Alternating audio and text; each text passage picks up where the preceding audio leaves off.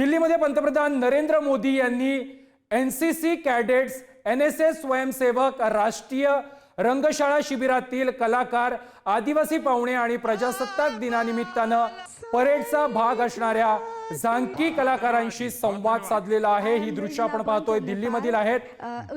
उद्या दिल्लीमध्ये प्रजासत्ताक दिनानिमित्त महत्त्वाचे कार्यक्रम होणार आहेत आणि त्या अगोदर पंतप्रधान मोदींनी या एनसीसी आणि एनएसएसच्या कॅडेट्स बरोबर आज संवाद साधलेला आहे। I am Regina Bun from Nepal. We were really very excited to see you, and I would also like to take a moment.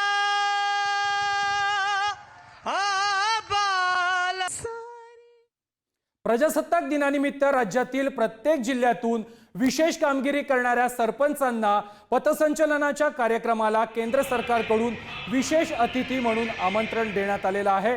पंतप्रधान नरेंद्र मोदी यांनी राबवलेल्या जलजीवन मिशन योजनेअंतर्गत विशेष कामगिरी करणाऱ्या जुन्नरच्या येनेरे गावचे सरपंच अमोल भुजबळ यांना प्रजासत्ताक दिनानिमित्त विशेष अतिथी म्हणून आमंत्रित केलेलं आहे। सरपंच अमोल भुजबळ यांनी केंद्र सरकारचा 6 कोटींचा निधी वाचवत गावामध्ये जलजीवन योजना राबवल्यानं केंद्रीय जलशक्ती मंत्री CR पाटील यांनी त्यांचं कौतुक देखील केलेलं आहे।